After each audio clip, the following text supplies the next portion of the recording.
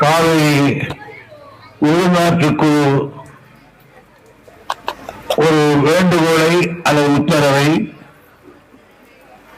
கர்நாடக அரசுக்கு தெரிவித்தது.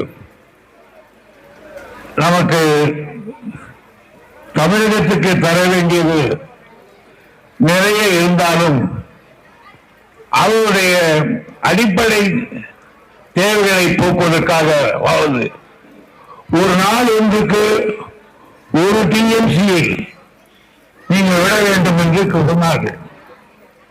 ஆனால் அந்த ஒரு டிஎம்சியை கூட தரமாட்டேன் என்று அவர்கள் ஒரு அடம் பிடித்துக் கொண்டிருந்தார்கள்.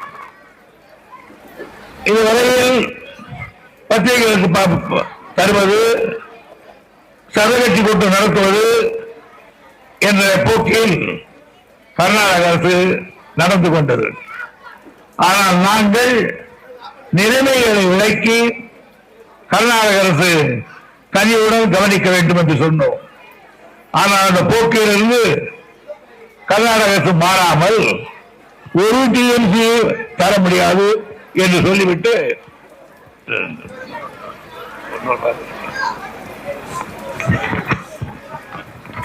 முடியாது என்று சொல்லிவிட்டு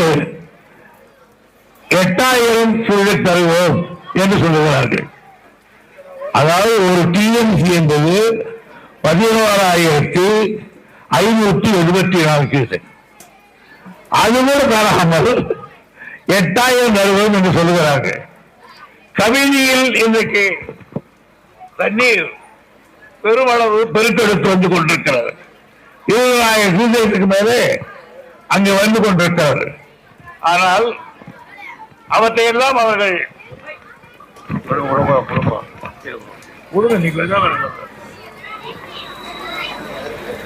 இன்றைக்கு என்ன நிலைமை என்று கேட்டால், அங்கே தண்ணீர் இல்லையா என்று கேட்டால் இருக்கிறது. கேஆர்எஸ் தரையில் 124 அடி உயரம் தண்ணீர். ஆனால் இப்போ இருப்பது 105 அடி. கபிலியில் 65 அடி இருக்கு. ஆனால் தற்போது இருப்பு வந்து 64 அடி. ஏழையில் 129 அடி மொத்தம் கொள்ளளவு. ஆனால் இப்போது 124 அடி இருக்கிறது. ஏழாவதியில் 117 அடி. அங்கே இன்றைக்கு 90 அடி தண்ணீர் இருக்கிறது. ஆக இந்த 4 அணைகளில் இருந்துதான் நமக்கு தண்ணீரை விட வேண்டும்.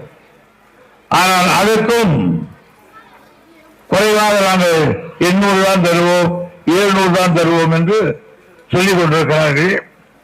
இதுவரையில மேட்டூர் அணைக்கு அவர்கள் 15/7 இன்றைக்கு வரையில் நிலவரப்படி மேட்டூர் அணைக்கு 4047 கனஅடி தான் வந்திருக்கிறது.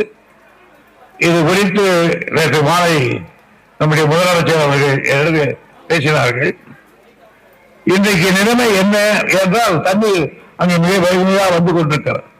மேலும் இவ்வளவு குறைகிறார்கள் என்று பார்த்து அடுத்த நடவடிக்கை என்ன எடுப்பது என்பதையும் நான் இன்றைக்கு முதலமைச்சர் அவர்கள் தொலைபேசி எதிர்பார்த்துக் கொண்டிருக்கிறேன். சென்னை போன்ற போது அது ஒட்டி நடவடிக்கை எடுக்கப்படும். அதைத்தான் நான் சொல்றேன். ஏன்னா இப்படி அனைத்து கூட்டம் தண்ணியை விட்டு ஆகணும், கட்டி வைக்க முடியாது தண்ணியை. ஆகையால் முதல் அனைத்து கட்சி கூட்டம் கூட்டுவதா இல்லையா, அல்லது நானே அவருடைய கடிதம் எழுதுவதா, உள்நாட்டு குழுக்கு நேராக போய் செக்ரட்டரி விட்டு சொல்வதா என்பதை முதலமைச்சர் முடிவுதான் எடுப்பார்கள். ரொம்ப நாம ஏற்கனவே பண்ணிட்டு இருக்கோம். என்ன விடவாரம் கொடுக்க மாட்டேன்னு சொல்லுவோம், தான் கொடுக்க சொல்லணும். ஒன்ன வச்சு கொடுக்க மாட்டேன்னு சொன்னாலும் கொடுக்க மாட்டேன்னு சொன்னாலும் இன்னொரு மழை அதிகமா பேசிதான் நீ வேணாம்னாலும் கொடுத்துதான் ஆகணும். ஐயா ஒண்ணு போய் பிரச்சனை. நமக்கான உபரி நீர் வந்துருது, உரிமை நீர் வரவே மாட்டேங்குது. அதுதான் உரிமை நீர், அதுதான் உரிமை நீர் சொல்லிக்கிறாங்க. இது பண்றது. அதே போல நேற்று எதிர்கட்சி தலைவர் எடப்பாடி பழனிசாமி காட்பாடியில் சொல்லிட்டு போனாரு, இந்தியா கூட்டணியோட இப்ப அங்க வகிக்கிற திமுக முதலமைச்சர் மு க ஸ்டாலின் அந்த முதலமைச்சர் பதவியும் அதிகார பதத்தையும் தான் பாக்குறாரு. அந்த கூட்டணியில தானே இருக்காரு சித்தராமையா. அவங்க கிட்ட பேசி விவசாயிகள் பாக்குறது இல்ல அப்படின்னு குற்றச்சாட்டு வச்சிருப்பாரு. அது பாவம் ஏதாவது வந்தமே ஒன்று சொல்ல போனா நல்லா இருக்காருன்னு சொல்லிட்டு போயிருக்காரு. அவருக்கு இதை பத்தி அதிகமாக தெரியாது. அதாவது கூட்டணி என்பது வேறு, அவங்க கூட்டணி என்பது வேறு. அவங்க ப்ராப்ளம் இருக்கிறது. தாயா இருந்தாலும் பிள்ளையா இருந்தாலும் வயது வேறதான். அது ஒண்ணு மாறுபட்ட கருத்து அல்ல. அவர்கள் இருக்கிற போது குண்டுலா பாபு இருந்தார், ராமகிருஷ்ணன் ஹெக்டே இருந்தார். அப்பெல்லாம் அப்படியே சொன்ன உடனே மறுநாள் திறந்து விட்டாங்களா? இந்த காவேரியுடைய வரலாறு ஆரம்பத்தில இருந்து கிட்டத்தட்ட நான் அதுக்கு முன்னாலே 77 இருந்து நான் படிச்சுட்டு வர்றேன். 89 இருந்து நான் எப்போதெல்லாம் அமைச்சராகிறேனோ அப்போதெல்லாம் நான் இந்த துறையைத்தான் வச்சிருக்கேன். இதுல காவேரியை ட்ரிபுனல் வேணும்னு கேட்டதை 5 வருஷத்துல நான் கழிச்சிருக்கேன். ட்ரிபுனல் கொண்டு வந்த நான் தான் அமைச்சர். அது இடைக்கால தீர்ப்பு வேணும்னு இருக்கும் போதும் நான் தான் அமைச்சர். அது போய் சுப்ரீம் கோர்ட்டை போய் பெற்றோரும் நான் தான் அமைச்சர். அதனுடைய ஃபைனல் ரிசல்ட் வரும்போது நான் தான் அமைச்சர். அதுக்கப்புறம் அடுத்தடுத்து குழுக்கள் அமைக்க வேண்டும் என்று சொன்ன வரையிலே நான் தான் அமைச்சர். ஆகையினால நீண்ட நெடிய இந்த காவிரி பிரச்சனையை என்னால் முடிந்த அளவுக்கு தொடர்ச்சியாக ஃபாலோ பண்ணி வர்றவன் நான். ஆகையினால சில நேரங்களில் அவர்கள் மேலே இருக்கிறார்கள், நாம் கீழே இருக்கிறோம். ஆகிய சில நேரங்களிலே நிலைமைகள் நீக்கு போக்கு அறிந்து இது அழக வேண்டும்.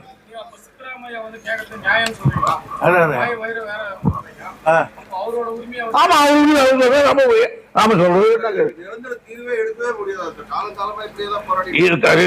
சுப்ரீம் கோர்ட்டு தான் சொல்லணும். சொல்லுது சுப்ரீம் கோர்ட்டே மதிக்க மாட்டேங்கிறாங்க. அந்த நிலைமை என்ன பண்ணுவீங்க? தடுப்பணை முடிஞ்சது. இன்னைக்கு இளையஞ்சாத்து அடிக்கல் நாட்டுங்க. நீதமுள்ள தடுப்பணைகள் எப்ப சார் அடிக்கல் நாட்டி முடியும்? இளையங்காடு அகரம் முடிஞ்சது தடுப்பணை. இளையங்காடு இன்னைக்கு அடிக்கல் நாட்டுங்க. மீதமுள்ள 4 தடுப்பணைகள் எப்ப சார் பணிகள்? இந்த வருஷம் தான் நான் அலோ பண்ணியிருக்கோம். ஃபைனான்ஸ்ல எப்பவுமே பட்ஜெட்டா அது ஃபைனான்ஸ் போய் ஃபைனான்ஸ் கிளியர் ஆகிவாங்க. அது வந்து